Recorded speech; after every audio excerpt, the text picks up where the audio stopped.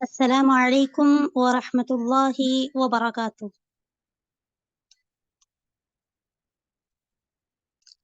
الحمد للہ الواحد القہار، والصلاة والسلام علی نبینا المختار وعلی آلہ واصحابہ الابرار ومن تبعهم بإحسان إلى يوم القرار، اما بعد۔ رب اشرح لي صدری ویسر لي امری واحلل عقدۃ من لسانی یفقهوا قولی ربی زدنی علما ربی زدنی علما ربی زدنی علما۔ قال الله تبارك وتعالى في القرآن المجيد: أعوذ بالله من الشيطان الرجيم، بسم الله الرحمن الرحيم، سبحان الذي أسرى بعبده ليلا من المسجد الحرام إلى المسجد الأقصى الذي باركنا حوله لنريه من آياتنا إنه هو السميع البصير۔ ہر قسم کی تعریف، توصیف، کبریائی، بڑائی، بزرگی، پاکیزگی اس اللہ وحدہ لا شریک کے لیے لائق و سزاوار ہے، جس کی اجازت کے بغیر زمین پر درخت کا ایک پتا بھی نہیں گرتا۔ میری دینی بہنوں، گرنا تو دور کی بات، جس کی اجازت کے بغیر درخت کا ایک پتا ہل بھی نہیں سکتا۔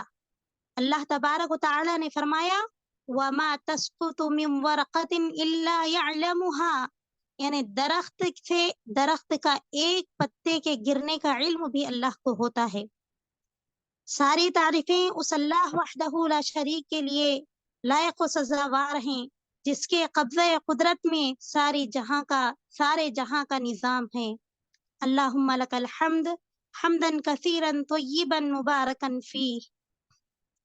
اس کے بعد بے شمار درود و سلام کا نزول ہو تمام انبیاء کرام پر، بالخصوص میرے اور آپ کے آخری نبی جناب محمد رسول اللہ صلی اللہ علیہ وسلم پر۔ اللہم صلی علی محمد بارک وسلم۔ میری اسلامی ماں اور بہنوں، آج کی اس بابرکت مجلس میں، پر رونق مجلس میں مجھے جو عنوان دیا گیا ہے، وہ عنوان ہے انبیاء کرام کی زمین القدس، بیت المقدس یعنی مسجد اقصیٰ کی فضیلت قرآن اور حدیث کی روشنی میں۔ انشاءاللہ اس عنوان کے تحت میں آپ لوگوں کے سامنے کیا ہے چند باتیں پیش کروں گی، یعنی فلسطین جسے بیت المقدس اور کیا ہے مسجد اقصیٰ، یہ کیا ہے، اس کی فضیلت قرآن میں کیا بیان کی گئی ہے، حدیث میں اس کی حقیقت کیا ہے، اور اس کے متعلق نبی صلی اللہ علیہ وسلم نے کیا بیان کیا ہے۔ انشاءاللہ ہم چند باتیں کیا ہے اس مجلس میں سنیں گے، اور کیا ہے انشاءاللہ آپ کے سامنے بیان کروں گی میں۔ تو میری اسلامی ماں اور بہنوں، دیکھیے، یہ جو فلسطین ہے، فلسطین سے ہمارا تعلق خالص دینی اور اسلامی ہے، یعنی ہم کیا ہے اسلامی طور پر فلسطین سے خالص ہیں، دینی اعتبار سے ہمارا تعلق کیا ہے بہت ہی خالص ہے۔ ایک طرف فلسطین کے مسلمان ہمارے دینی بھائی ہیں، تو دوسری طرف اسی سرزمین یعنی فلسطین کی زمین پر مسجد اقصیٰ بھی موجود ہے، جو ہمارا پہلا قبلہ رہا ہے۔ ہمارا سب سے پہلا قبلہ کون سا تھا؟ بیت المقدس، یعنی فلسطین میں بیت المقدس یعنی مسجد اقصیٰ ہی تھا۔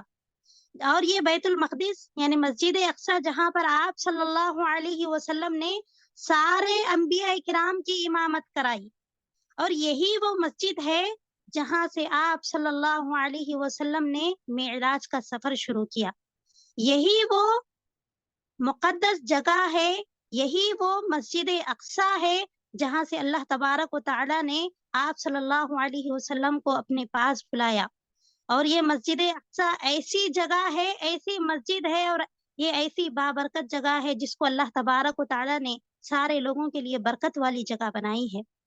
اور رسول اللہ صلی اللہ علیہ وسلم نے بھی اس مسجد کی زیارت کا خصوصاً حکم دیا ہے۔ اسی وجہ سے فلسطین کی زمین اور فلسطین میں رہنے والے لوگ ہمارے لیے دل و جان سے عزیز ہیں، اور اس مبارک سرزمین پر اللہ تبارک و تعالی نے کئی انبیاء کو مبعوث فرمایا۔ اسی وجہ سے القدس یعنی بیت المقدس کو انبیاء اکرام کی سرزمین کہا جاتا ہے۔ میری اسلامی ماں اور بہنوں، یہ جو مسجد اقصی ہے یہ بیت المقدس بھی کہا جاتا ہے اس کو اور مسجد اقصی سیم دو نام ایک ہی ہیں. جیسے خانہ کعبہ کو یعنی بیت اللہ کو بیت العتیق بھی کہا جاتا تھا قرآن مجید میں بیت العتیق کا لفظ بھی یوز ہوا ہے خانہ کعبہ کے لیے. بالکل اسی طرح کیا ہے مسجد اقصی کو بیت المقدس بھی کہا جاتا ہے. کیسے پڑھیں گے اس کو؟ بیت المقدس، مقدس نہیں، بیت المقدس بہت سارے لوگ پڑھتے ہیں لیکن صحیح جو لفظ ہے وہ یہ کہ بیت المقدس. تو مسجد اقصی کو بیت المقدس بھی کہا جاتا ہے یا پھر بیت المقدس کو مسجد اقصی بھی کہا جاتا ہے. تو میری بہنوں مسجد اقصی جو بابرکت، مقدس اور پاک سرزمین ہے، اللہ تبارک و تعالی نے خود یہ بیان فرمایا ہے. اللہ تبارک و تعالی نے سورہ بنی اسرائیل جس کو سورہ اسراء بھی کہا جاتا ہے، اللہ نے فرمایا سبحان الذی اسری بعبدہ لیلا من المسجد الحرام الى المسجد الاقصى الذي باركنا حوله لنريه من آیاتنا انه هو السمیع البصیر. یعنی اللہ تبارک و تعالی بیان فرماتے ہیں کہ بابرکت ہے وہ ذات جس نے اپنے بندے محمد صلی اللہ علیہ وسلم کو ایک ہی رات میں مسجد حرام سے مسجد اقصی تک لے گیا، جس کے آس پاس ہم نے بہت بڑی برکت رکھی ہے تاکہ ہم اپنے بندے محمد صلی اللہ علیہ وسلم کو اپنی بات نشانیاں دکھائیں. بلا شبہ وہ اللہ سننے والا اور دیکھنے والا ہے. میرے اسلامی ماں اور بہنوں، آپ سب جانتے ہیں کہ یہ جو آیت ہے یہ آیت کا سیاق اور سباق کیا ہے، مطلب اس آیت کے پیچھے کیا پورا واقعہ ہے. یعنی اللہ تعالیٰ یہ بیان کرنا چاہ رہے ہیں، یہاں پر یہ بات واضح کرنا چاہ رہے ہیں کہ جہاں معراج کا سفر شروع ہوا اس میں اللہ تبارک و تعالیٰ نے اللہ کے نبی صلی اللہ علیہ وسلم کو کہاں سے کہاں لے گئے وہ یہ بتانا چاہ رہے ہیں اللہ تبارک و تعالیٰ. اور اس آیت میں اللہ نے یہ بات بھی واضح کی کہ اللہ کی ذات بہت پاک ہے. اللہ کی ذات ہر وہ چیز سے پاک ہے جس کے بارے میں لوگ اپنی اپنی باتیں بیان کرتے ہیں، وہ تمام باتوں سے اللہ کی ذات پاک ہے. پھر اس کے بعد اللہ کی ذات پاک ہے اور اللہ کی ذات ہر چیز پر قدرت رکھنے والی ہے. یہ بات اللہ نے بیان فرما کر یہ کہا کہ اللہ تبارک و تعالیٰ نے اپنے بندے کو، یہاں پر خصوصاً نبی صلی اللہ علیہ وسلم کے لیے اللہ نے بندے کا لفظ یوز کیا ہے کیونکہ لوگوں کے اندر سے یہ شبہ دور کر دے، یہ شک دور کر دے کہ اللہ کے نبی صلی اللہ علیہ وسلم کیا ہے انسان تھے، بندے تھے، نور اور کیا ہے جو لوگ مختلف قسم کی باتیں کرتے ہیں وہ ساری چیزوں کے وہ سارے شک اور شبہات کو دور کرنے کے لیے اللہ نے خصوصاً بندے کا لفظ یوز کیا ہے. تو اللہ نے یہ بیان کیا کہ اللہ کی ذات پاک ہے کہ ہر کام کر سکتی ہے، اللہ کی ذات ہر چیز پر قدرت رکھ سکتی ہے. تو جس طرح اللہ نے ایک ہی رات میں بیت اللہ سے یعنی مسجد حرام سے مسجد اقصی تک ایک ہی رات میں اللہ کے نبی کو لے کر گئے، تو بتانے کی چاہ رہے ہیں کہ مسجد اقصی مسجد حرام سے بہت زیادہ دور ہے، بہت زیادہ دور ہے. تو ایک رات میں انسان سفر کرنا یہ ناممکن ہے، لیکن اللہ کی ذات ہر چیز پر قدرت رکھنے والی ہے. اسی لیے اللہ تبارک و تعالیٰ نے راتوں رات ایک ہی رات میں اپنے بندے محمد صلی اللہ علیہ وسلم کو مسجد حرام سے مسجد اقصی تک لے گئے. تو پھر اللہ نے آگے بیان فرمایا کہ الذی بارکنا حولہ، مسجد اقصی وہ بابرکت جگہ ہے جس کے آس پاس ہم نے تمام لوگوں کے لیے برکت رکھی ہے. یعنی مسجد اقصی میں اللہ نے برکت رکھی ہے، یہ بات اللہ نے خود اپنے کیا ہے قرآن میں بیان فرمایا. پھر اس کے بعد اللہ نے فرمایا کہ ہم اپنے بندے محمد صلی اللہ علیہ وسلم کو اپنی بعض نشانیاں دکھانے کے لیے مسجد حرام سے یعنی مسجد اقصی سے کیا ہے ہم مسجد اقصی سے معراج کی طرف بلائے. تو میری اسلامی ماں اور بہنوں، اللہ تبارک و تعالیٰ سننے والا اور دیکھنے والا بھی ہے. تو میری اسلامی ماں اور بہنوں، اس آیت میں جو اقصی کا لفظ استعمال ہوا ہے مسجد اقصی، تو اس کا معنی ہے دور دراز، یعنی دور کا مقام، بہت کیا ہے دوری کا مقام. تو جس کو کیا ہے ہم سفر کر کے اگر ہم جائیں تو ایک رات میں پہنچنا تو ناممکن ہے. تو اس لیے یہاں پر جو اقصی کا لفظ ہے تو امام طبری رحمہ اللہ نے کیا ہے اس کی تفسیر میں بیان فرمایا کہ اقصی کا جو معنی ہے دور دراز کا ہے، کیونکہ مسجد اقصی جو ہے مسجد حرام یعنی خانہ کعبہ سے اور مسجد نبوی سے بہت زیادہ دور ہے، اسی لیے اس کا نام کیا ہے مسجد اقصی رکھا گیا. تو دیکھیے میری بہنوں، اور اللہ تبارک و تعالیٰ نے مسجد اقصی کی فضیلت اس انداز میں بھی بیان فرمائی کہ وَنَجَّيْنَاهُ وَلُوطًا إِلَى الْأَرْضِ الَّتِي بَارَكْنَا فِيهَا لِلْعَالَمِينَ. اللہ نے فرمایا کہ ہم نے ابراہیم علیہ السلام اور لوط علیہ السلام کو ظالموں کے ظلم سے نجات دلانے کے لیے، ظالموں کے ظلم سے کیا ہے نجات دلانے کے لیے، ظالموں کے ظلم سے بچانے کے لیے ایسی زمین کی طرف لے کر گئے جہاں پر ہم نے جہاں والوں کے لیے برکتیں رکھی ہے۔ اس آیت میں اللہ تعالیٰ نے بیان فرمایا کہ ایک ایسی زمین جہاں پر ہم نے برکتیں رکھی تھی، وہاں پر ہم نے ابراہیم کو اور ابراہیم علیہ السلام اور لوط علیہ السلام کو ہجرت کرنے کا حکم دیا۔ تو امام ابن کثیر رحمہ اللہ فرماتے ہیں کہ اللہ تعالیٰ نے ابراہیم علیہ السلام کو ملک شام کی طرف یعنی مقدس زمین بیت المقدس کی طرف ہجرت کرنے کا حکم دیا، خصوصاً جب ظالم ظلم کرنے لگے، لوط علیہ السلام کو اور ابراہیم علیہ السلام کو ستانے لگے، تو اللہ تعالیٰ نے پاک زمین کی طرف جانے کا حکم دیا، اور وہ پاک زمین کیا ہے؟ بیت المقدس یعنی مسجد اقصی ہے۔ میری اسلامی ماں اور بہنوں، یہ وہ جگہ ہے، یہ وہ پاک زمین ہے جہاں پر بے شمار انبیاء اکرام آئے۔ جب بھی کوئی ظلم کرتا، جب بھی کوئی مومنوں کو ستاتا، تو فوراً اس جگہ پر جانے کا حکم اللہ تبارک و تعالیٰ دے دیتا، کیونکہ یہ جگہ بابرکت ہے، پرسکون جگہ ہے، جہاں پر کیا ہے کوئی ظلم نہیں، جہاں پر کوئی کیا ہے بے چینی نہیں، خوف نہیں۔ تو اسی لیے میری اسلامی ماں اور بہنوں، ایک اور جگہ پر موسیٰ علیہ السلام نے بھی اپنی قوم میں سے ایسے لوگوں کو جو کیا ہے ایمان لائے، ان کو بھی کیا ہے اسی زمین کی طرف جانے کا حکم دیتے ہوئے فرمایا، اللہ نے موسیٰ علیہ السلام کے قول کو نقل کرتے ہوئے فرمایا، یا قوم ادخلوا الارض المقدسۃ التي كتب اللہ لکم، اے میری قوم کے لوگوں جو ایمان لائے ہو، اس مقدس سرزمین میں داخل ہو جاؤ جو اللہ نے تمہارے لیے لکھ دی ہے۔ تو مطلب بتانے کا یہ ہے کہ یہ مقدس زمین جب بھی کسی نے کیا ہے مومن بندوں کو ستایا ہے، جب بھی کسی نے مومن بندوں پر ظلم زیادتی کی ہے، تو فوراً اسی کیا ہے مسجد اقصی کا رخ کیا ہے تمام لوگوں نے۔ اسی طرح میری اسلامی ماں اور بہنوں، اللہ تبارک و تعالیٰ کی طرف سے موسیٰ علیہ السلام کے قوم کو بھی کیا ہے اسی شہر میں داخل ہونے کا حکم ملا تھا۔ اللہ نے فرمایا، وَإِذْ قُلْنَا ادْخُلُوا هَٰذِهِ الْقَرْيَةَ فَكُلُوا مِنْهَا رَغَدًا حَيْثُ شِئْتُمْ۔ تو اس میں اللہ نے کیا فرمایا کہ جب ہم نے ان کو کہا تھا یعنی موسیٰ علیہ السلام کی قوم کو کہ اس شہر میں داخل ہو جاؤ، تو یہاں پر اس کی تفسیر میں مفسر بیان کرتے ہیں کہ هذه القرية یعنی اس بستی میں داخل ہو جاؤ، اس گھر میں، اس کیا ہے اس گاؤں میں داخل ہو جاؤ، اس شہر میں داخل ہو جاؤ۔ تو قریہ سے مراد یہاں پر بیت المقدس ہے۔ تو جب بھی ایمان والوں کو کوئی پریشانی آتی اور جب بھی کوئی ستاتا، تو اسی زمین کی طرف جانے کا کیا ہے اللہ کی طرف سے حکم ملتا۔ میری اسلامی ماں بہنوں، اسی طرح اتنا ہی نہیں، یہ انبیاء کرام ہم نے ابھی سنا کہ اللہ کے نبی نے معراج کا سفر بھی یہیں سے شروع کیا، اور ابراہیم علیہ السلام کو بھی اسی ملک کی طرف یعنی بیت المقدس کی طرف ہجرت کرنے کا حکم ملا، لوط علیہ السلام کو بھی اسی کیا ہے سرزمین کی طرف ہجرت کرنے کا حکم ملا، اور موسیٰ علیہ السلام اور ان کے قوم کو بھی اسی سرزمین، یہی پاک زمین بیت المقدس کی طرف ہجرت کرنے کا حکم ملا۔ اتنا ہی نہیں بلکہ کیا ہے اللہ نے ایک اور جگہ فرمایا کہ وَجَعَلْنَا ابْنَ مَرْيَمَ وَأُمَّهُ آيَةً وَآوَيْنَاهَا إِلَىٰ رَبْوَةٍ ذَاتِ قَرَارٍ وَمَعِينٍ۔ سورہ مومنون کی آیت ہے کہ اللہ نے فرمایا کہ ہم نے مریم کو اور مریم کے بیٹے عیسیٰ علیہ السلام کو کیا ہے اپنے قدرت کی نشانی بنائی، یعنی مریم علیہ السلام اور ان کے بیٹے کو اللہ تبارک و تعالیٰ نے خصوصاً قدرت کی طرف سے نشانی بنائی، کیونکہ وہ بغیر باپ کے پیدا ہوئے۔ اور یہ بیان فرمانے کے بعد اللہ نے فرمایا کہ انہیں ایک ایسے ٹیلے یعنی بلند مقام کی جگہ دی ہم نے جو پرسکون، قابل اطمینان اور چشمے والا تھا۔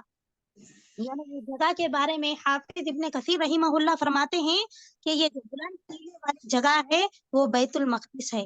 بیت المقدس یعنی مسجد اقصی کے پاس ہم نے کیا ہے مریم کو اور ان کے بیٹے کو پناہ دی تھی، ہم نے وہاں ٹھہرنے کے لیے کہا تھا۔ جتنے بھی انبیاء اکرام کہے آئے ہیں، یعنی جتنے بھی یعنی اکثر انبیاء اکرام کی سرزمین کہے بیت المقدس ہے، وہاں پر اکثر انبیاء اکرام کہے وہاں پر ٹھہرے ہیں اور وہاں پر تھوڑی اپنی کہے زندگی بسر کیے ہیں، جب بھی کہے اسی طرح یہ جو بیت المقدس ہے، مسجد اقصی ہے، کائنات میں یعنی پوری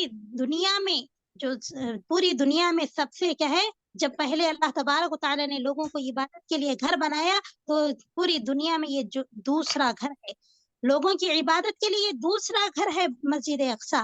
پہلا گھر خانہ کعبہ ہے، بیت اللہ ہے۔ اللہ تبارک و تعالیٰ نے فرمایا ان اول بیت وضع للناس الذی ببکۃ مبارک وہدی للعالمین. اللہ تعالیٰ نے فرمایا کہ سب سے پہلا گھر جو لوگوں کی عبادت کے لیے بنایا گیا وہ بابرکت گھر مکہ مکرمہ ہے. یعنی مکہ مکرمہ میں خانہ کعبہ ہے.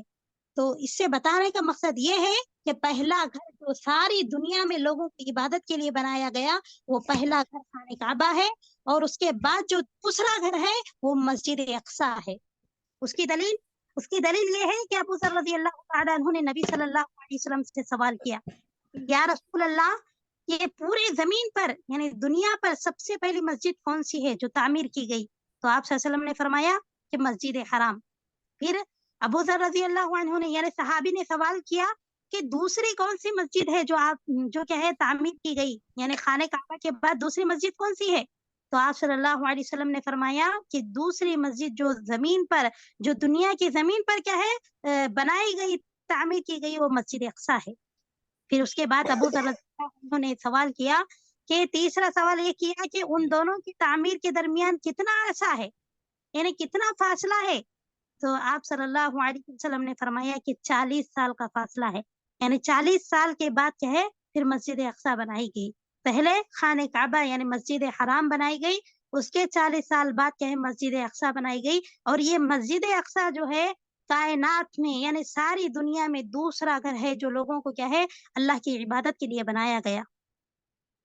اور میری اسلامی ماں اور بہنوں، آئیے سب سے کیا ہے اہم بات جو میں آپ کو بتانے جا رہی ہوں وہ دیکھیے کہ داؤد علیہ السلام نے بیت المقدس کی تعمیر شروع کی، یعنی بیت المقدس بنانا شروع کیا تو اللہ تعالیٰ نے ان کی طرف وحی کی کہ جتنی آپ نے بیت المقدس بنائی ہے وہاں تک روک دیجئے، بقیہ تعمیر سلیمان علیہ السلام کریں گے.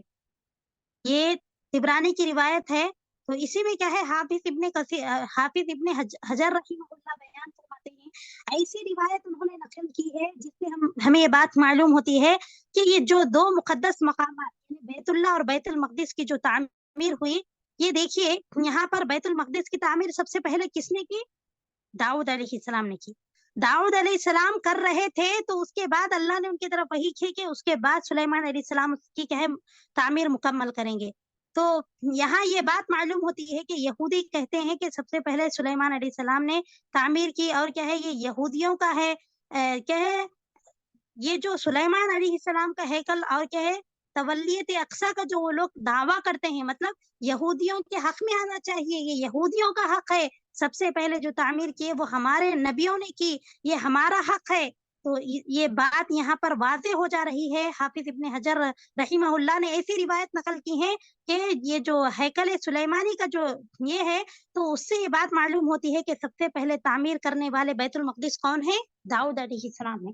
تو اس سے ان کا دعویٰ پاش پاش ہو کر رہ جاتا ہے، اور ان کو یہ بات ہم کیا ہے یقینی طور پر بتا سکتے ہیں کہ یہ جو مقدس مقامات ہیں یعنی بیت المقدس اور مسجد نبوی، یہ جتنے بھی سارے مقدس مقامات ہیں وہ انبیاء اکرام کی وراثت ہیں، انبیاء اکرام کی میراث ہے. اور انبیاء اکرام کے میراث کے حقیقی وارث کون ہیں؟ وہی لوگ ہیں جو ان کی پیروی کرتے ہیں، وہی لوگ ہیں جو انبیاء اکرام کو مانتے ہیں، ان کی بات کو مانتے ہیں. اور میری بہنوں، انبیاء اکرام کے حقیقی وارث صرف اور صرف مسلمان ہیں. لیکن آج یہودی یہ دعویٰ کرتے ہیں کہ بیت المقدس اور مسجد اقصی پر ان کا حق ہے. تو ہمیں یہ بات صاف ثابت ہوتی ہے کہ جو مقدس مقامات ہیں وہاں پر انبیاء اکرام رہا کرتے تھے، انبیاء اکرام کی میراث ہے یہ، اور انبیاء اکرام کے وارث وہی لوگ ہوتے ہیں جو ان کی بات مانتے ہیں اور ان پر ایمان لاتے ہیں. اسی طرح میری اسلامی ماں اور بہنوں، نبی کریم صلی اللہ علیہ وسلم نے کیا ہے اس کی بشارت بھی دی تھی، یعنی نبی صلی اللہ علیہ وسلم نے پیشن گوئی فرمائی تھی بیت المقدس کے بارے میں. عوف بن مالک رضی اللہ عنہ کی حدیث ہے کہ نبی صلی اللہ علیہ وسلم نے فرمایا کہ اعدوا ستا بین ید الساعۃ موتی ثم فتح بیت المقدس. صحیح بخاری کی روایت ہے کہ اللہ کے نبی صلی اللہ علیہ وسلم نے فرمایا کہ قیامت کی 6 نشانیاں شمار کر لو، یعنی قیامت کی 6 نشانیوں میں سے یہ شمار کر لو کہ ایک میری موت، جب میری موت ہو جائے گی یعنی جب میں مر جاؤں گا تو تم لوگ سمجھ لینا کہ قیامت قریب ہے.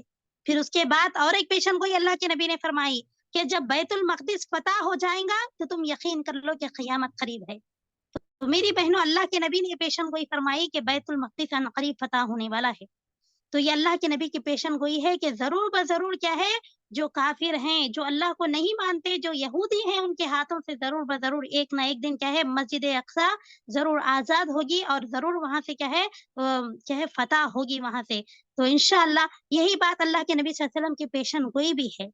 اسی طرح یہ مسجد اقصی یعنی بیت المقدس یہ کوئی عام جگہ نہیں میری بہنوں، بلکہ یہ کیا ہے اتنی اہم جگہ ہے کہ یہ مسلمانوں کا پہلا قبلہ تھا۔ مسلمان جس کی طرف رخ کر کے نماز پڑھتے تھے وہ جگہ کیا ہے بیت المقدس تھی، وہ جگہ مسجد اقصی تھی۔ اس کی روایت ہے، یہ برا بن عازب رضی اللہ عنہ فرماتے ہیں کہ مدینہ منورہ یعنی اللہ کے نبی صلی اللہ علیہ وسلم جب مدینہ منورہ کی طرف ہجرت کر کے گئے تو بھی اللہ کے نبی صلی اللہ علیہ وسلم نے 16 اور 17 مہینوں تک بیت المقدس کی طرف رخ کر کے نماز پڑھا۔ یعنی بیت المقدس کو کیا ہے بیت المقدس کی طرف رخ کرنا اللہ کے نبی نے نہیں چھوڑا، یعنی اسی کی طرف کیا رخ کر کے پڑھتے تھے مدینے کی طرف ہجرت کرنے کے باوجود بھی۔ پھر اس کے بعد چند دنوں کے بعد اللہ تبارک و تعالیٰ کی طرف سے یہ حکم آیا کہ بیت اللہ کی طرف رخ کرنے کا حکم دیا گیا۔ تو میری اسلامی ماں اور بہنوں، اس سے ہمیں یہ بات معلوم ہوتی ہے کہ ہمارا پہلا قبلہ کون سا تھا؟ بیت المقدس تھا، یعنی مسجد اقصی تھا۔ آج ہم میں سے اکثر لوگوں کو یہ بات نہیں معلوم، کتنے لوگ ایسے ہیں جو کہ مسجد اقصی کیا ہے، مسجد اقصی کی فضیلت کیا ہے، اور مسجد اقصی ہمارا پہلا قبلہ ہے، اس بات سے ناواقف ہیں، نہیں جانتے۔ تو میری اسلامی ماں اور بہنوں، صحیح بخاری کی روایت ہے کہ ہمارا پہلا قبلہ کون سا تھا؟ کہ مسجد اقصی یعنی بیت المقدس تھا۔ اور اسی طرح یہ جو مسجد اقصی ہے، بیت المقدس ہے، یہ دونوں نام بھی کیا ہے ایک ہی ہیں، مسجد اقصی بھی کہہ سکتے ہیں اور بیت المقدس بھی کہہ سکتے ہیں۔ تو اگر ہم کسی جگہ پر کیا ہے زیادہ ثواب کی نیت سے اور برکت کی نیت سے اگر ہم کسی جگہ اگر سفر کرنے کا ارادہ رکھتے ہیں تو اللہ کے نبی صلی اللہ علیہ وسلم نے صرف 3 جگہوں کی طرف سفر کرنے کا حکم دیا ہے۔ 3 جگہ کے علاوہ اگر کوئی انسان دوسری جگہ ثواب کی نیت سے اور کیا ہے برکت کی نیت سے سفر کرے گا تو وہ سفر حرام ہے۔ اللہ کے نبی صلی اللہ علیہ وسلم نے فرمایا، صحیح بخاری اور مسلم کی روایت ہے کہ نبی صلی اللہ علیہ وسلم نے فرمایا 3 مساجد کے علاوہ کسی اور جگہ ثواب اور برکت کی نیت سے اگر کوئی انسان سفر کا ارادہ رکھتا ہے تو وہ حرام ہے۔ وہ 3 جگہیں کون سی ہیں؟ پہلی جگہ مسجد حرام یعنی خانہ کعبہ، حج کے لیے جا سکتے ہیں، اور دوسری جگہ مسجد نبوی یعنی اللہ کے نبی صلی اللہ علیہ وسلم جہاں پر مدینہ منورہ میں نبی صلی اللہ علیہ وسلم کی مسجد ہے، وہ مسجد نبوی کی کیا ہے زیارت کر سکتے ہیں اور ثواب کی نیت سے جا سکتے ہیں۔ اور تیسرا مقام ہے مسجد اقصی۔ مسجد اقصی کو بھی کیا ہے برکت والی جگہ ہے، اللہ نے وہاں پر برکت رکھی ہے، تو ثواب اور برکت کی نیت سے اس جگہ پر بھی یعنی مسجد اقصی بیت المقدس کی طرف بھی کیا ہے ہم ثواب کی نیت سے اور برکت کی نیت سے جا سکتے ہیں۔ یہ 3 مساجد اور یہ 3 جگہوں کے علاوہ اگر کسی نے چوتھی جگہ کوئی اور جگہ کو برکت کے ارادے سے اگر گیا تو وہ انسان کیا ہے حرام کام کر رہا ہے، اللہ کے نبی نے حرام قرار دیا ہے۔ یہ صرف 3 جگہیں جائز ہے، تو لیکن آج افسوس ہے، آج ہم مسلمان کیا کرتے ہیں، اجمیر کا ارادہ کرتے ہیں، اجمیر شریف کا، اور نہ جانے کتنی ایسی جگہیں ہیں جہاں پر کیا ہے برکت کا ارادہ کرتے ہیں، برکت کی نیت سے اور ثواب کی نیت سے سفر کا ارادہ کرتے ہیں۔ حالانکہ اللہ کے نبی نے کیا کہا، صرف 3 جگہیں ایسی ہیں جہاں پر کیا ہے سفر کا ارادہ کر سکتے ہیں، وہ بھی ثواب کی نیت سے۔ سفر تو کئی جگہوں کا کر سکتے ہیں، لیکن کیا ہے برکت اور ثواب کی نیت سے سفر کرنا صرف یہ 3 جگہوں پر جائز ہے، اس کے علاوہ جائز نہیں ہے۔ اس میں سے ایک بیت المقدس یعنی مسجد اقصی کا بھی کیا ہے ہم برکت کی نیت سے سفر کر سکتے ہیں۔ تو میری اسلامی ماں اور بہنوں، اسی طرح یہ جو بیت المقدس مسجد اقصی ہے، یہ مسجد اقصی اسراء اور معراج کی زمین ہے، یعنی معراج کا جو سفر شروع ہوا وہ یہیں سے شروع ہوا۔ آئیے میں آپ کو بتاتی ہوں، نبی صلی اللہ علیہ وسلم کے عظیم الشان معجزے، یعنی جو سب سے بڑا معجزہ اللہ کے نبی کا تھا کہ اللہ تعالیٰ نے اپنے پاس اپنے نبی کو بلایا، راتوں رات اللہ تبارک و تعالیٰ نے اپنے پاس کیا ہے اپنے نبی کو بلایا، اور کیا ہے عظیم الشان تحفہ اللہ کے نبی صلی اللہ علیہ وسلم کے ہاتھوں کیا ہے یہ نماز کا جو تحفہ، عظیم تحفہ ہمیں عطا کیا، جو 5 نمازوں کی شکل میں جو 50 نمازوں کے برابر ثواب ملتا ہے وہ عطا کیا۔ اس کا جو آغاز ہوا اس کے سفر کا، اس کا آغاز اسی سرزمین سے ہوا، یعنی مسجد اقصی سے ہوا۔ میری اسلامی ماں اور بہنوں، سب سے پہلے اللہ تبارک و تعالیٰ نے اللہ کے نبی کو مسجد حرام سے ایک سواری جس کا نام براق تھا، وہ جانور پر سوار کیا اور وہاں سے آپ صلی اللہ علیہ وسلم کو بیت المقدس یعنی مسجد اقصی کی طرف لے جایا گیا، اور وہاں پر آپ صلی اللہ علیہ وسلم کو 2 پیالے دیے گئے، 2 برتن بتائے گئے اور اس میں سے ایک اختیار کرنے کا حکم دیا۔ تو آپ صلی اللہ علیہ وسلم نے دودھ کے پیالے کو اختیار کیا، تو جبرائیل علیہ السلام نے کہا کہ اخترت الفطرہ، کہ اے پیارے نبی صلی اللہ علیہ وسلم آپ نے فطرت کو اختیار کیا، یعنی آپ نے اچھی چیز کو اختیار کیا، کہا جبرائیل علیہ السلام نے۔ اس کے بعد بیت المقدس سے ہی آسمان کی طرف معراج کا سفر شروع ہوا۔ تو میری اسلامی ماں اور بہنوں، اللہ تبارک و تعالیٰ نے معراج کا جو سفر نبی سے کروایا، اس کا آغاز اسی یعنی مسجد اقصی سے شروع ہوا۔ اور اتنا ہی نہیں، بلکہ یہ جو مسجد اقصی ہے، مسجد اقصی میں اللہ کے نبی صلی اللہ علیہ وسلم کو جب لایا گیا معراج کے سفر کے لیے، تو وہاں پر آپ صلی اللہ علیہ وسلم نے سارے انبیاء کی امامت کروائی۔ بیت المقدس میں اللہ کے نبی کے آنے سے پہلے سارے انبیاء کرام جمع تھے، تو بیت المقدس مسجد اقصی میں محمد صلی اللہ علیہ وسلم نے تمام انبیاء کی امامت فرمائی، اسی لیے آپ صلی اللہ علیہ وسلم کو امام الانبیاء کہا جاتا ہے۔ صحیح مسلم کی روایت ہے، نبی صلی اللہ علیہ وسلم نے فرمایا فحانت الصلاۃ فاتممتهم، یعنی اللہ کے نبی خود بیان فرماتے ہیں کہ جب نماز کا وقت ہوا تو میں نے سارے انبیاء کی امامت کی۔ اسی طرح میری اسلامی ماں اور بہنوں، نبی صلی اللہ علیہ وسلم خود بیان فرماتے ہیں کہ فَإِذَا النَّبِيُّونَ أَجْمَعُونَ يُصَلُّونَ مَعَهُ، جب سارے انبیاء کرام کیا ہے ٹھہرے ہوئے تھے یعنی نماز کے لیے کھڑے ہو گئے، تو میں نے ان کی امامت کروائی۔ اس کے بعد تمام انبیاء نے آپ کی اقتداء میں نماز پڑھی، آپ سارے انبیاء کے امام ہیں اور سارے انبیاء کرام آپ کے پیچھے ٹھہر کر آپ کی اقتداء میں نماز پڑھی۔ میری اسلامی ماں اور بہنوں، زمین کی پشت پر یعنی دنیا کی ساری جتنی زمینیں ہیں، وہ زمین پر کیا ہے مسجد اقصی وہ واحد جگہ ہے جس میں ایک ہی وقت میں تمام انبیاء کرام جمع ہوئے اور باجماعت نماز ادا فرمائی۔ یہ اعزاز، یہ شرف اور یہ جو فضیلت کا مقام ہے کسی اور جگہ کو حاصل نہیں ہے۔ مسجد اقصی ہی یہ واحد جگہ ہے جہاں پر کیا ہے سارے انبیاء کرام ایک وقت میں جمع ہوئے، اور ایک وقت میں جمع ہونے کے بعد اللہ کے نبی صلی اللہ علیہ وسلم نے سارے انبیاء کو نماز پڑھائی۔ اسی طرح میری بہنوں دیکھیے، جب ہم اس مسجد کی طرف کیا ہے ارادہ کر کے جاتے ہیں برکت کا یعنی ثواب کی کیا ہے ثواب حاصل کرنے کے لیے اس مسجد کی طرف کیا ہے ہم ارادہ کر کے جاتے ہیں، تو وہاں پر نماز پڑھنے کا ثواب دیکھیے، اللہ کے نبی صلی اللہ علیہ وسلم نے فرمایا کہ مسجد حرام میں نماز پڑھنے کا ثواب 1,00,000 نمازوں کے برابر ہے، اور مسجد نبوی میں یعنی اللہ کے نبی کی مسجد جو مدینہ منورہ میں موجود ہے اس میں نماز پڑھنے کا ثواب، ایک نماز پڑھنے کا ثواب 1,000 نمازوں کے برابر ہے، اور بیت المقدس یعنی مسجد اقصی میں ایک نماز پڑھنے کا ثواب 500 نمازوں کے برابر ہے۔ سبحان اللہ، اللہ اکبر۔ دیکھیے میری اسلامی ماں اور بہنوں، اگر ہم مسجد اقصی میں گئے اور وہاں پر ہم نے ایک نماز پڑھی تو ہم نے گویا 500 نمازیں پڑھی، 500 نمازیں پڑھنے کے برابر ہمیں ثواب ملے گا۔ اسی طرح اب آئیے آگے کہ مسجد اقصی میں اگر کوئی انسان نماز پڑھے گا تو اس کی کیا ہے گناہ معاف ہو جائیں گے، یہ دلیل ہے۔ سنن ابن ماجہ کی روایت ہے کہ اللہ کے نبی صلی اللہ علیہ وسلم بیان فرماتے ہیں کہ جب سلیمان علیہ السلام نے بیت المقدس کی تعمیر کی مکمل فرمائی، جب بیت المقدس کی پوری تعمیر سلیمان علیہ السلام نے مکمل فرمائی تو انہوں نے اللہ سے 3 دعائیں کی، 3 دعائیں مانگی انہوں نے اللہ سے سلیمان علیہ السلام نے۔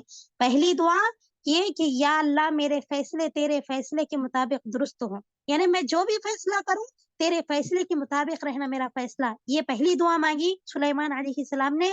پھر دوسری دعا یہ مانگی کہ یا اللہ مجھے ایسی حکومت عطا فرما کہ میرے بعد کسی اور کو ایسی حکومت نہ ملے۔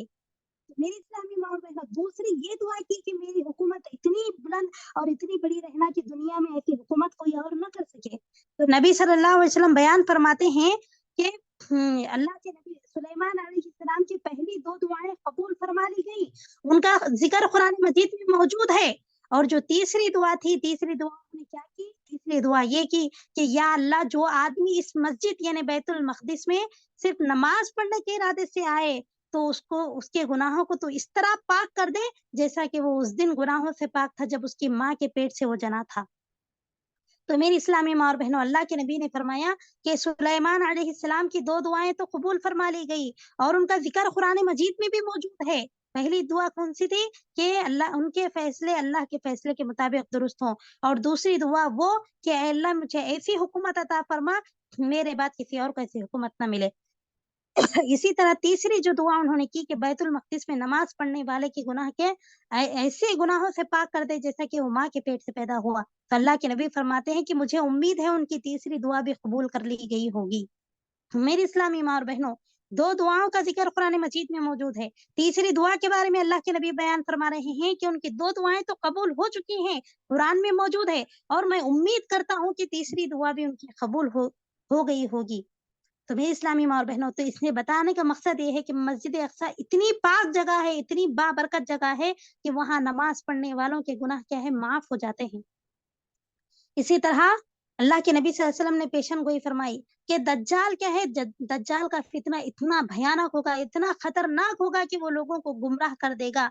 तो मेरी इस्लामी माँ और बहनों, ये दज्जाल का फितना इस उम्मत का बहुत बड़ा फितना है। इससे हर नबी ने अपनी कौम को डराया है। मगर याद रहे कि दज्जाल 4 मकामात पर दाखिल नहीं होगा। ये अल्लाह के नबी सल्लल्लाहु अलैहि वसल्लम की पेशन गोई है कि नबी सल्लल्लाहु अलैहि वसल्लम ने बयान फरमाया कि दज्जाल हर जगह दाखिल हो सकता है सिवाय 4 जगहों के। वो है पहली जगह मक्का मुकर्रमा, दूसरी जगह मदीने मुनव्वरा और तीसरी जगह जो है बैतुल मक़दिस यानी मस्जिद अक़सा में भी हरगिज़ दाखिल नहीं हो सकता दज्जाल और चौथी जगह है तूर। तो मेरी इस्लामी माँ और बहनों ये जो 4 जगह हैं, 4 मकामात पर जो है दज्जाल कभी दाखिल नहीं हो सकता। तो इसमें हमें ये बात मालूम होती है कि बैतुल मक़दिस यानी मस्जिद अक़सा इतनी बाबरकत जगह है कि वहाँ पर दज्जाल अपना क्या है पैर रखना भी सोचेगा भी नहीं, वहाँ पर दाखिल ही नहीं हो सकेगा। उसकी हैबत शुरू हो जाएगी। तो ये क्या है दज्जाल के फितने से महफूज़ जगह मस्जिद अक़सा है। तो इसी तरह अल्लाह के नबी ने ये भी पेशन गोई बयान फरमाई कि क़यामत के करीब जो है दज्जाल का जब फितना आएगा, तो ईसा अलैहिस्सलाम का नुज़ूल होगा। ईसा अलैहिस्सलाम को जिस जगह से उठाया गया वो मस्जिद अक़सा ही था, यानी बैतुल मक़दिस से ही उठाया गया। तो ईसा अलैहिस्सलाम जो है दज्जाल को बाब लुद यानी फ़लस्तीन के पास एक इलाका है, तो बैतुल मक़दिस के करीब ये इलाका है, बाब लुद के पास क्या है, दज्जाल को क़त्ल करेंगे। दज्जाल को मार देंगे, उसका खातिमा कर देंगे ईसा अलैहिस्सलाम, यानी ये फ़लस्तीन में ही जगह है। आज जहाँ पर क्या है इसराइल ने क्या है कब्ज़ा कर रखा है। तो मेरे इस्लामी माँ और बहनों और इसी तरह और एक पेशन गोई अल्लाह के नबी ने बयान फरमाई कि जब याजूज और माजूज का फितना होगा, जब क़यामत के करीब क्या है दज्जाल आएगा और इसी तरह याजूज और माजूज आएँगे, तो याजूज और माजूज को भी क्या है यहीं पर हलाकत यानी उनको जो हलाकत करने की जगह होगी, उनको जो हलाक किया जाएगा वो यहीं पर हलाक होंगे और उनकी इंतहा भी उनका खातिमा भी जो है बैतुल मक़दिस के करीब जबल उल क़मर यानी एक पहाड़ का नाम है, वहाँ पर उनका खातिमा होगा। मेरी इस्लामी माँ और बहनों, तो हमने सुना कि बैतुल मक़दिस यानी मस्जिद अक़सा की फ़ज़ीलत सुनी। कुरान में अल्लाह तबारक व तआला ने क्या फ़रमाया और नबी सल्लल्लाहु अलैहि वसल्लम ने क्या बयान फ़रमाया और ये क्या है हमारे नबी सल्लल्लाहु अलैहि वसल्लम ने क्या पेशन गोइयाँ फ़रमाई थी कि क़यामत के जब क़यामत क़रीब होगी तो फ़ितने बर्पा होंगे, फ़ितने रूनुमा होंगे, तो ऐसे वक़्त में क्या है मस्जिद अक़सा महफ़ूज़ रहेगी। जैसा मक्का मुकर्रमा और मदीना मुनव्वरा महफ़ूज़ रहेंगे, बिल्कुल इसी तरह मस्जिद अक़सा भी महफ़ूज़ रहेगी। और जब क्या है दज्जाल आएगा तो मस्जिद अक़सा यानी फ़लस्तीन में दाखिल नहीं होगा और इसी तरह क्या है और दज्जाल को क़त्ल करेंगे तो ईसा अलैहिस्सलाम फ़लस्तीन में ही क़त्ल करेंगे और याजूज और माजूज का जो फ़ितना होगा उसका ख़ातिमा भी क्या है वहीं पर बैतुल मक़दिस में ही ख़ातिमा होगा। तो मेरी इस्लामी माँ और बहनों, देखिए आए दिन हमें ये वाक़ियात सुनने को मिल रहे हैं। आए दिन हम ये वाक़ियात सुनते हैं, हमने सोशल मीडिया पर कितने सारे वाक़ियात सुने हैं कि फ़लस्तीन में इतनी अमवात हुई, फ़लस्तीन में इतने लोग शहीद हुए, इतने लोग मारे गए। मगर मेरी बहनों, हमें हिम्मत हारने की ज़रूरत नहीं है। हमें हिम्मत हारने की ज़रूरत नहीं है क्योंकि अल्लाह के नेक बंदों के साथ हमेशा आज़माइशें रही हैं और हमारी तारीख़ में भी इसी तरह के वाक़ियात रूनुमा हुए हैं। हम अपनी तारीख़ उठाकर देखेंगे तो जो पहले ईमान ला चुके हैं उन लोगों के साथ भी क्या है यही वाक़ियात रूनुमा हुए हैं। उन लोगों को भी तरह-तरह से सताया गया, उन पर भी ज़ुल्म और ज़्यादती की गई, लेकिन उन अल्लाह वालों ने अल्लाह की खातिर क्या है बर्दाश्त किया। अब आइए मैं आपको एक आयत पढ़कर सुनाती हूँ। अल्लाह तबारक व तआला ने फरमाया इन्नल लज़ीना फ़तनुल मुअमिनीन वल मुअमिनात सुम्मा लम यतूबू फलहुम अज़ाबु जहन्नम व लहुम अज़ाबुल हरीक़। ये आयत सूरतुल बुरूज की है। क्या है 30वें पारे में अल्लाह तबारक व तआला ने ये बयान फरमाया कि जो लोग मोमिन मर्द और मोमिन औरतों को तकलीफ देते हैं, खुसूसन दोनों का तज़किरा करते हुए अल्लाह ने फरमाया, चाहे मोमिन मर्द हो या औरत हो, दोनों में से किसी एक को भी अगर कोई जो लोग क्या है तकलीफ देते हैं मोमिन लोगों को और फिर अल्लाह से तौबा नहीं करते, तो उनके लिए जहन्नम का अज़ाब है। क्या अज़ाब है उनके लिए? जहन्नम का अज़ाब है और उनके लिए आग का अज़ाब है। मेरी इस्लामी माँ और बहनों, आज फ़लस्तीन में मुसलमानों को सताया जा रहा है। ये आयत उन्हीं लोगों के बारे में है जो मुसलमानों और मोमिनों को सता रहे हैं। उनके लिए अल्लाह ने जहन्नम का अज़ाब तैयार कर रखा है और आग का अज़ाब तैयार कर रखा है। हमेशा से अल्लाह पर ईमान लाने वालों को सताया गया मेरी बहनों, और आज भी सताया जा रहा है। जो आयत मैंने अभी पढ़ी कि इन्नल्लज़ीना फ़तनुल मुअमिनीना वल मुअमिनात सुम्मा लम यतूबू फलहुम अज़ाबु जहन्नम व लहुम अज़ाबुल हरीक़। ये आयत सूरतुल बुरूज की है। इसी सूरत के शुरू में अल्लाह तबारक व तआला ने और भी एक आयत फरमाई, बयान फरमाई इसी सूरह के शुरू में कि कुतिला अस्हाबुल उखदूद, कुतिला अस्हाबुल उखदूद, मतलब ये कि अल्लाह तबारक व तआला ने बयान फरमाया कि खंदकों वाले हलाक कर दिए गए। खंदकों वाले हलाक कर दिए गए। मतलब ये कि जो वाक़या सूरतुल बुरूज में बयान किया जा रहा है, ये वाक़या जो नबी सल्लल्लाहु अलैहि वसल्लम के दौर से पहले का वाक़या है। अल्लाह ताला ने नबी सल्लल्लाहु अलैहि वसल्लम को ये वाक़या बयान फरमाकर तसल्ली दे रहा है कि ऐ नबी, आप पर जो ज़ुल्म ज़्यादती हो रही है, आपसे पहले लोगों को भी इसी तरह सताया गया, आपसे पहले लोगों को भी इसी तरह की तकलीफ़ें दी गई, तरह-तरह से आज़माया गया। तरह-तरह से आज़माया गया और तरह-तरह से क्या है तकलीफ़ें दी गई। तो मेरी इस्लामी माँ और बहनों, इन लोगों ने क्या है पहले ईमान वालों को भी इसी तरह सताया था, जो काफ़िर हैं, जो ज़ालिम हैं, हमने उन्हें जहन्नम रसीद कर दिया। मेरी इस्लामी माँ और बहनों, नबी को और मोमिनों को अल्लाह तबारक व तआला ने तसल्ली के तौर पे ये आयत नाज़िल फरमाई और कहा कि जो लोग मोमिनों को सताते हैं और फिर अल्लाह से गुनाह की माफ़ी भी नहीं माँगते, तो ऐसे लोगों के लिए अल्लाह ने जहन्नम का अज़ाब तैयार कर रखा है। मेरी बहनों, आप ये वाक़या जानती होंगी। मुख़्तसर ये कि पहले ज़माने में एक बादशाह था। ये जो अस्हाबुल उख़दूद का वाक़या है कि इसमें क्या है, एक जादूगर, एक बादशाह था, उसके पास एक जादूगर था। तो उसने क्या है, जब उसके मरने का वक़्त करीब आया, तो जब वो निहायत ही बूढ़ा हो चुका था, तो उसने कहा कि मुझे एक ऐसे लड़के की तलाश चाहिए जो नौजवान हो और क्या है, वो क्या है ज़हीन हो, चालाक हो, ताकि उसको मैं अपना इल्म सिखा सकूँ। तो चुनांचे इसी तरह क्या है, उस जादूगर को क्या है बादशाह ने एक लड़का सौंप दिया, जो निहायत ही चालाक था। तो इस तरह से मेरी इस्लामी माँ और बहनों, मैं आपको वाक़या मुख़्तसर बताती हूँ कि इस तरह से क्या है, एक लड़का जादूगर के पास जाते-जाते एक राहिब के पास भी जाता था। रास्ते में तो राहिब जो है अल्लाह के दीन की बातें सिखाते थे और क्या है अल्लाह के बारे में बताते थे, तो वो लड़के को वो बातें बहुत ज़्यादा पसंद आती थी। तो इस तरह से क्या है उस लड़के पर क्या है आने वाले लोग क्या है ईमान ला लिए। तो ईमान लाने के बाद क्या है वो लड़का भी क्या है ये नहीं जानता था कि कौन-सा सही है, लेकिन उसको इतना ज़रूर पता था कि मुझे उस लड़के को क्या है ये दीन सही लगता था कि राहिब जो बातें बताती थी उसे अच्छी लगती थी। जादूगर जो बातें बताता था उसे अच्छी नहीं लगती थी। तो उसने आज़माने के लिए क्या है एक दिन क्या है आज़माने के तौर पर वहाँ पर जहाँ से वो लड़का गुज़रता था वहाँ पर एक बहुत बड़ा जानवर क्या है मौजूद था। रास्ते में एक जानवर था जो क्या है जिसका ज़िक्र वाक़ये में क्या है मौजूद नहीं है, वो जानवर कौन-सा जानवर था, लेकिन देखिए वो जानवर वहाँ रास्ते में बैठा हुआ था जो लोगों को तकलीफ क्या है नुकसान पहुँचा सकता था। तो और क्या है लोग डर की वजह से क्या है ना इधर वाले उधर जा सकते थे और ना ही उधर वाले इधर आ सकते थे। तो जब इस तरह का माहौल था, तो लड़के ने सोचा कि जब क्या है, इस तरह से यहाँ पर एक मौजूद जानवर है, तो क्यों ना मैं आज़मा लूँ कि कौन-सा दीन सही है। तो चुनांचे लड़का पत्थर उठाता है और देखता है कि मैं अल्लाह तबारक व तआला से कहता है कि ऐ अल्लाह, अगर तेरे नज़दीक राहिब का दीन ज़्यादा सही है, जादूगर के दीन से, यानी जो जादूगर मुझे बातें बताता है, उससे भी अगर ज़्यादा सही राहिब का दीन है, तो इस जानवर को मार दे। तो चुनांचे वो पत्थर लेता है और वो जानवर को मारता है, तो वहाँ पर वो जानवर क्या है मर जाता है। तो जब उस वक़्त उस लड़के को यकीन हो जाता है कि जो राहिब बात बता रहे हैं, जो अल्लाह के बारे में बातें बता रहे हैं व या यकीनन वो बातें सही है। इस तरह लड़का भी ईमान लाता है और लड़के के ऊपर कई लोग ईमान लाते हैं। तो इस तरह से मेरी इस्लामी माँ और बहन मुख्तसर वाक़या ये है कि लड़का इतना ज़्यादा क्या है मशहूर हो जाता है लोगों में कि लोगों की बीमारियों को हल करने लगता है। और क्या है इस तरह से लोगों की बीमारियाँ क्या है अल्लाह के हुक्म से क्या है लोगों की बीमारियों को क्या है शिफ़ा मिल जाती है। जो क्या है पैदाइशी तौर पर नाबीना था उसको भी आँखें आ जाती है। तो इस तरह से क्या है बादशाह को जब मालूम होता है तो लड़के को तकलीफ़ दी जाती है। लड़के के साथ भी क्या है तकलीफ़ें दी जाती है, आज़माया जाता है तरह-तरह की तकलीफ़ें और क्या है ज़ुल्म और सितम किए जाते हैं। इस तरह से राहिब के बारे में भी मालूम हो जाता है और राहिब को भी तरह-तरह की तकलीफ़ें दी जाती है।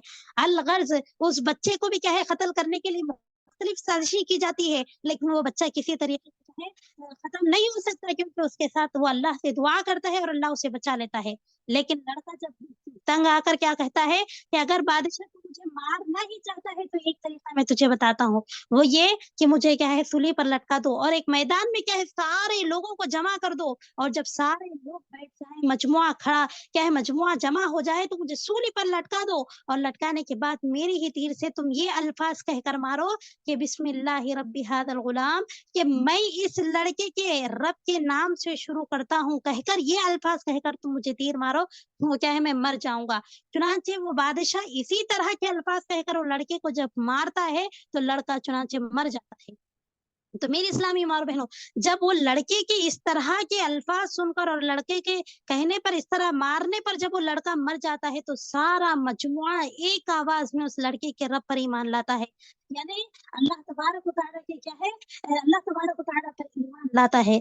तो मेरी इस्लामी माँ और बहनों, तो इसमें बताने का मकसद ये है ये वाकये से कि देखिए जब क्या है ये लड़का वो जादू जो बादशाह था वो ईमान को मुकम्मल तौर पर खत्म करना चाह रहा था, ईमान को क्या है नीस तो नाबूद करना चाह रहा था, लेकिन जब वो लड़का इस तरह से क्या है अल्लाह के खातिर अपनी जान दे दिया उसने, तो उस लड़के की क्या है इस तरह जान देने को क्या है लोगों ने देख लिया, और क्या है एक ही आवाज में सारे लोग क्या है सारा मजमूआ उस लड़के के रब पर यानी अल्लाह पर ईमान। बादशाह को गुस्सा आ गया और उसने खंदकें खोदने का हुक्म दिया और उसमें बड़ी आग जलाने का हुक्म दिया, और इस तरह से क्या है आग जलाई गई, और आग में क्या है जो जो उस लड़के पर ईमान लाए थे सारे लोगों को खंदकों में यानी खंदक जो गड्ढे खोदे गए थे उस गड्ढे में फेंकने का हुक्म दिया गया।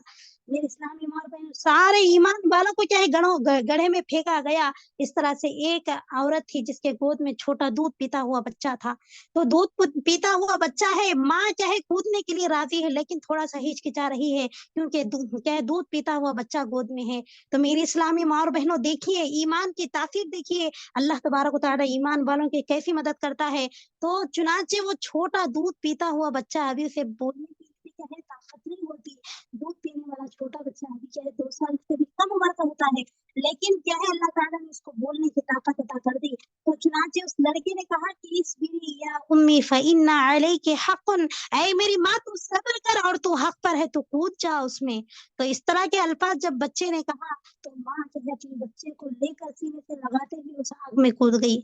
सुभान अल्लाह, वो लोग जो ईमान लाए थे वो चंद ही घंटे हुए थे मेरी बहनों, आज हम ईमान वाले हैं, हमारा ईमान बरसों से है, हम कई सालों से हम चाहे मुसलमान ही पैदा हुए और हम चाहे पहले से ही मुसलमान हैं, लेकिन वो जो खंदक में कूदने वाले मुसलमान थे, कूदने वाले लोग थे, वो चाहे ईमान लाकर चंद ही घंटे हुए थे, लेकिन वो ईमान पर जम गए, ईमान पर साबित कदम रहे और अपने ईमान से नहीं हटे, और कहा कि अगर तू जलाना है तो जला ले, अगर तू मारना है तो मार ले, लेकिन हम ईमान से हटने वाले नहीं हैं। सुभान अल्लाह, कैसा ईमान था मेरी इस्लामी माँ और बहनों।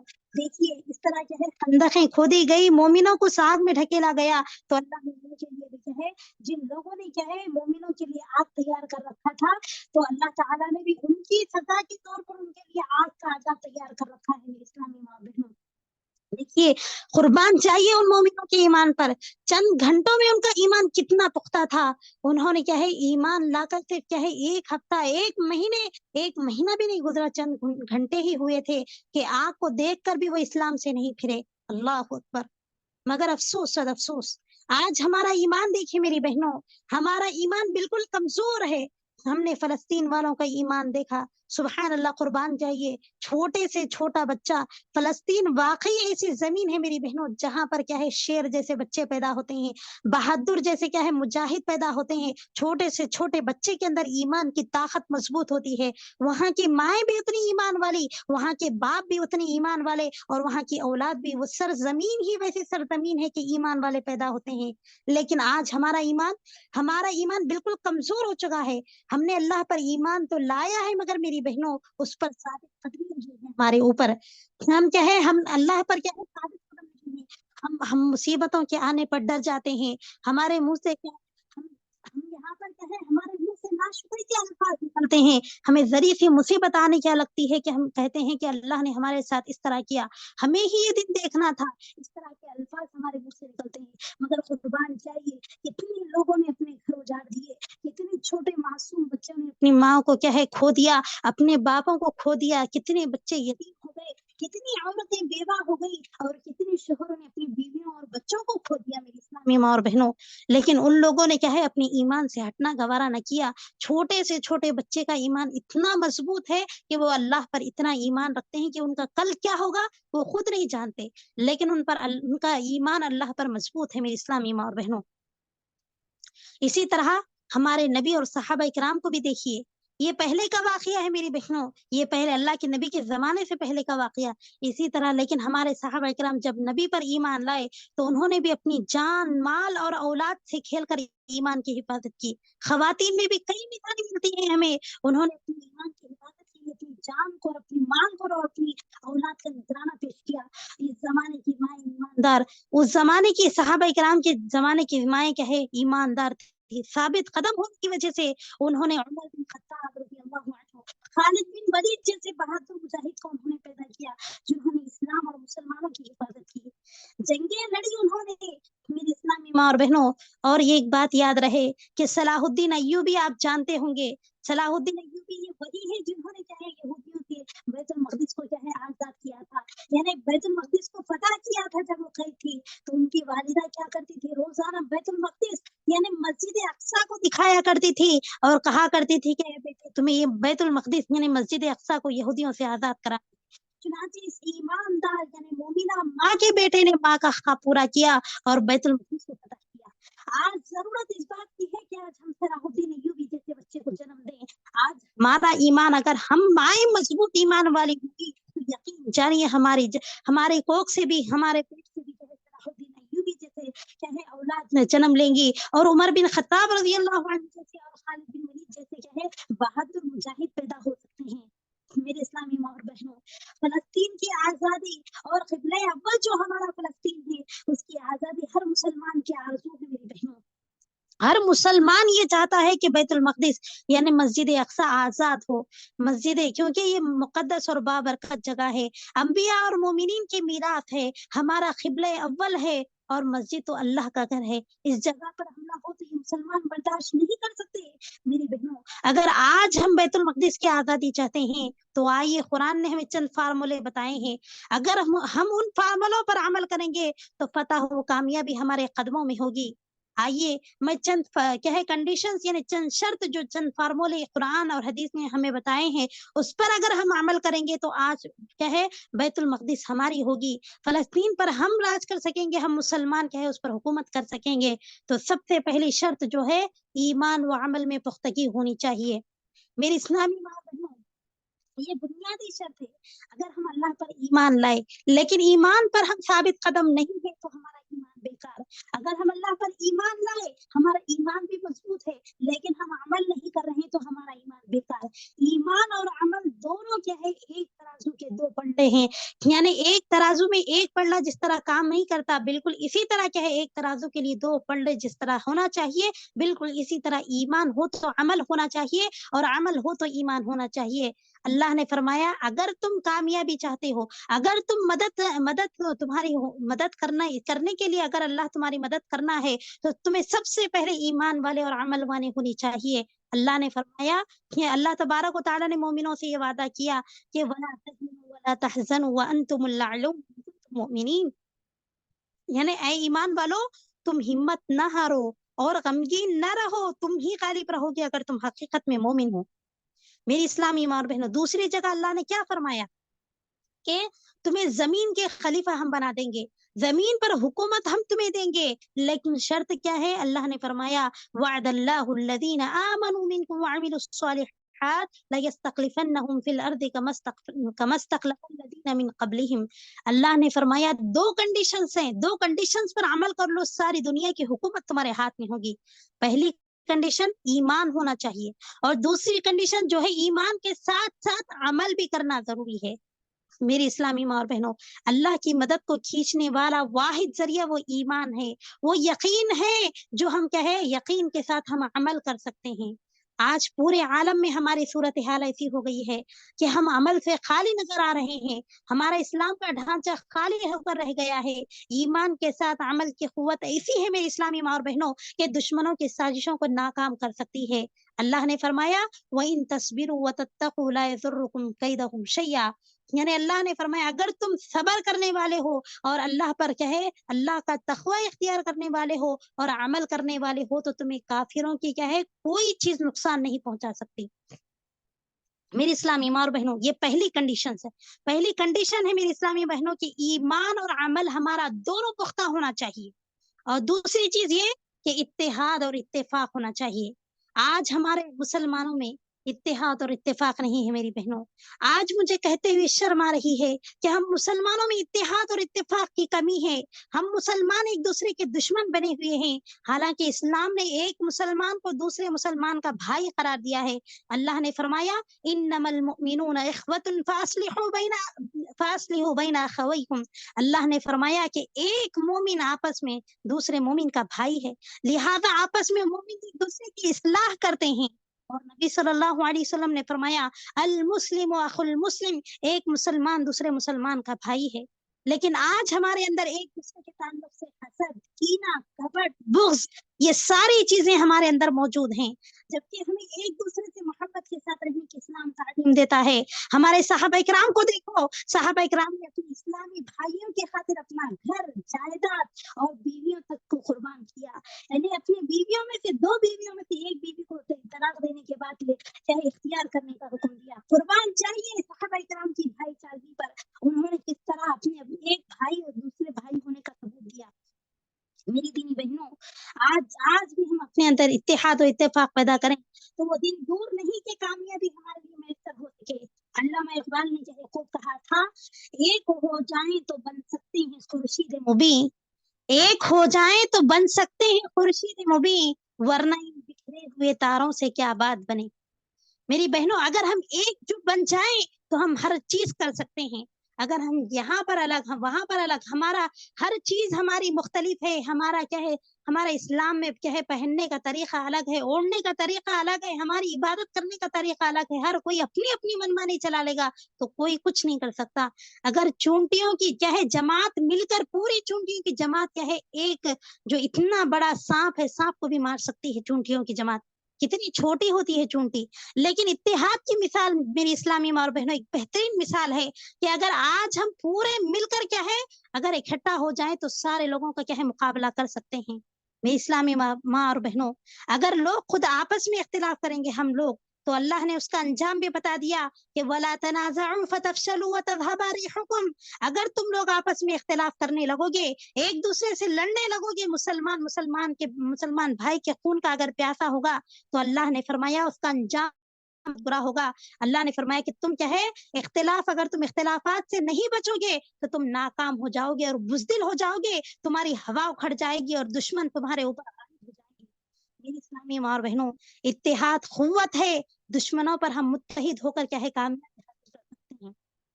اور تیسری کنڈیشن جو ہے کہ آج ہم دنیا میں عیش اور عشرت کی زندگی گزار رہے ہیں، عیش و عشرت کی زندگی سے بچیں میری اسلامی ماں اور بہنوں۔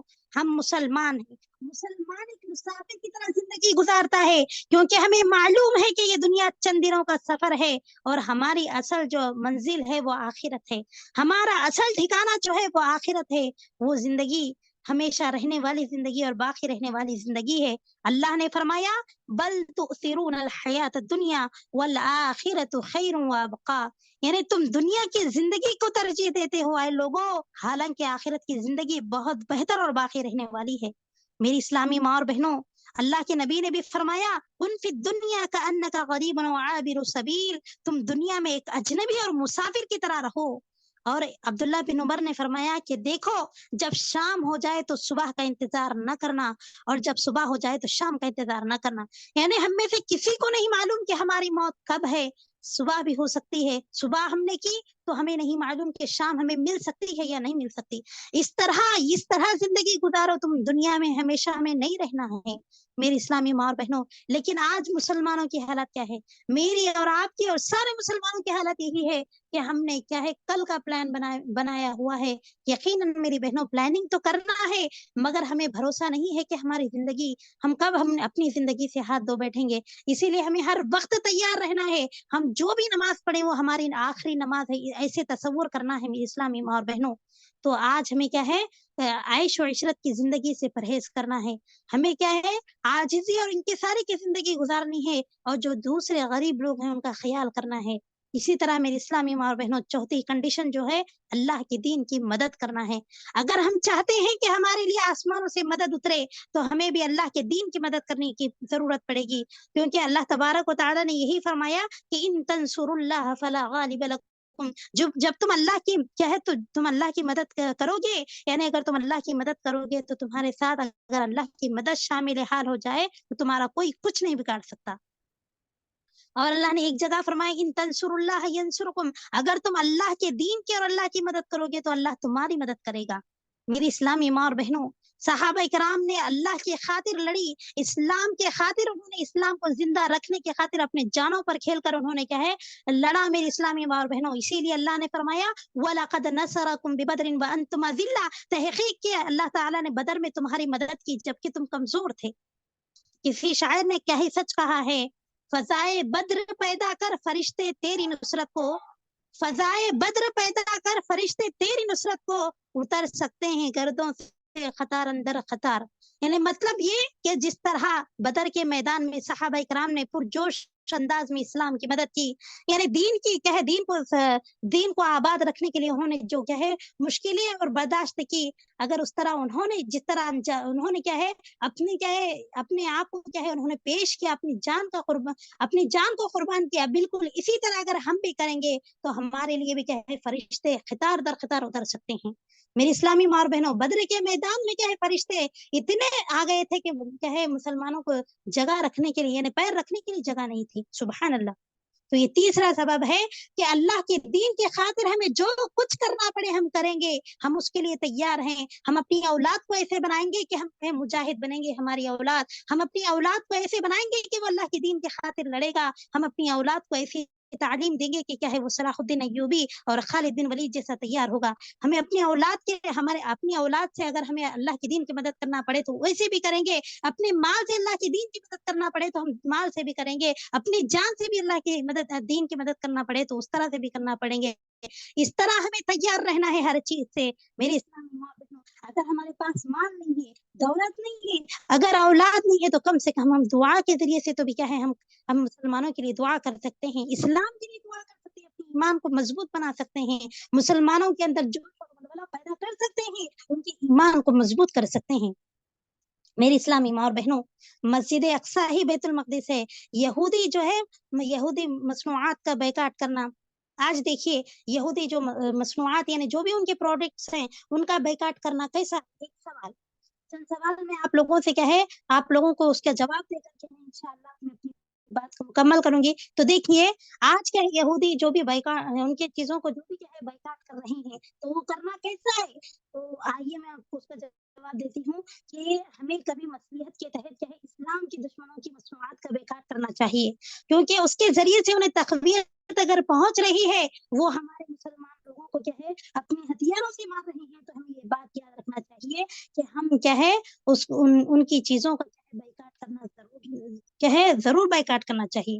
اور ایک بات کہ آج لوگ کیا ہے لوگوں اور سوشل میڈیا پر کیا ہے فضول باتیں گردش کر رہی ہیں کہ امام مہدی کا ظہور ہوگا، دجال کا ظہور ہوگا، دجال آنے والا ہے اور امام مہدی آنے والے ہیں، اور بچے امام مہدی کے بارے میں کیا ہے اس طرح سے کیا ہے آنے کے لیے دعا کر رہے ہیں، حالانکہ یہ باتیں غلط ہیں میری اسلامی ماں اور بہنوں۔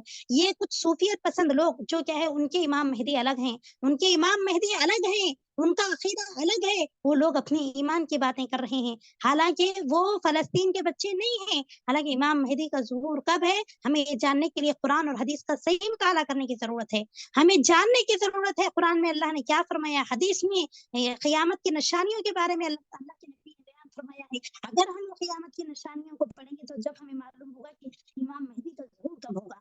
تو میری اسلامی ماں بہنوں، یہ جو بھی کیا ہے سوشل میڈیا پر کیا ہے جتنے افواہیں پھیل رہی ہیں، جتنے بھی فضول باتیں پھیل رہی ہیں اس پر یقین نہ کیجیے، کیونکہ مسلمانوں کو گمراہ کرنے کی سازشیں ہیں۔ تو میری اسلامی ماں اور بہنوں، تو دیکھیے مسلمانوں کو بھی کیا ہے صحیح رہنمائی کرنے کی ضرورت ہے، اور دین میں عقل لگانے کی عقل استعمال کرنے سے ہم پرہیز کریں کریں، کیونکہ جو ہے جو تاریخ ہمیں اللہ اس کے رسول نے ہمیں بتائی ہے، ہم اس پر کیا ہے اپنے خیالی گھوڑے نہیں دوڑا سکتے۔ اللہ کے نبی نے جو پیشن گوئیاں فرمائی ہیں، قیامت اس وقت پر قائم ہوگی، اتنی نشانیاں آنے والی ہیں، تو وہ نشانیوں کے ظاہر ہونے کے بعد کیا ہے امام مہدی آئیں گے۔ یہ ساری چیزیں کیا ہے حدیث میں موجود ہیں، ہم نے سنی سنائی بات جو بھی سوشل میڈیا پر آ رہی ہے یقین کرنے کی ضرورت نہیں ہے میری اسلامی ماں اور بہنوں۔ اور ایک بات، آج ہم لوگ کیا ہے ہر چیز سے ہم فلسطین والوں کی مدد کر سکتے ہیں۔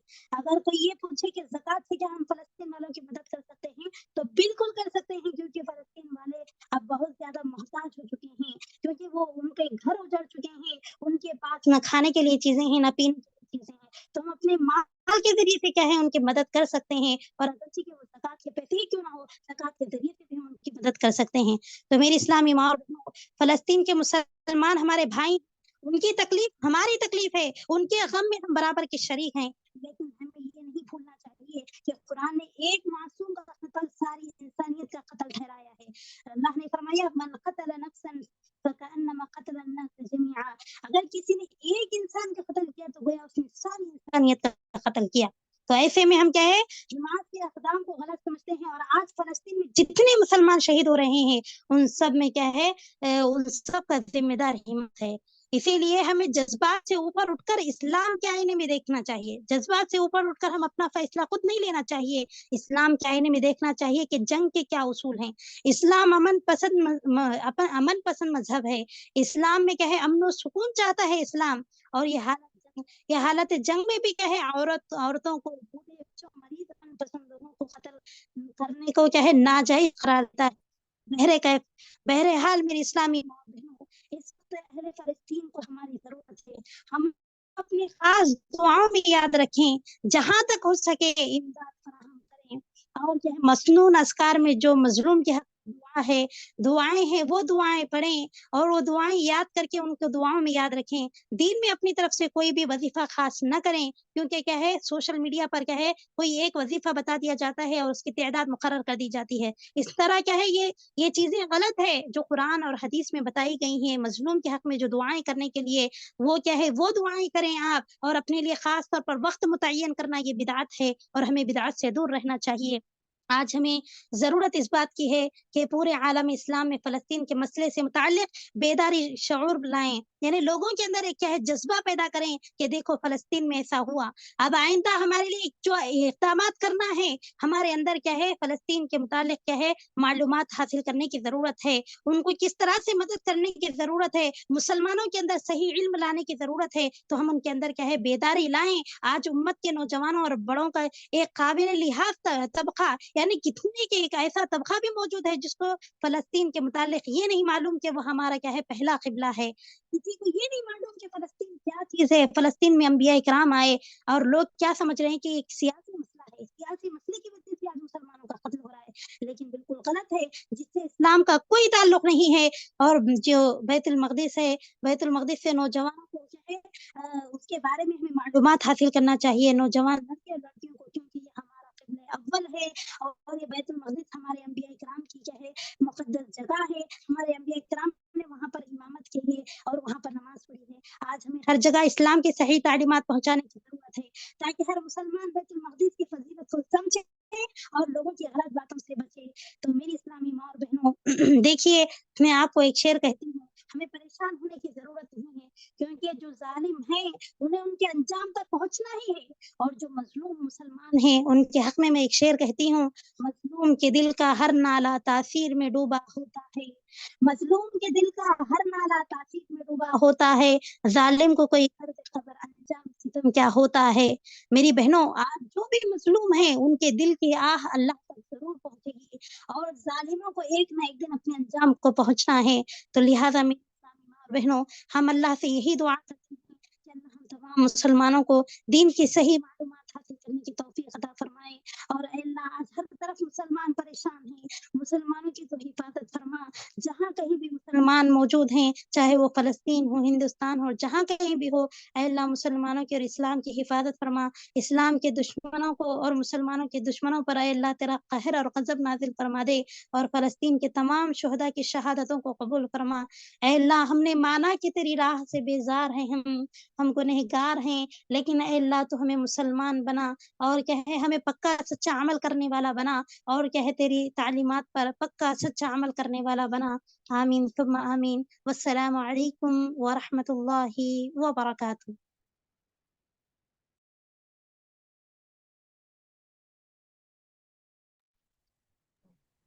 ماشاء اللہ, بارک اللہ فیک. آپ ریکارڈنگ روک دیجیے رابعہ.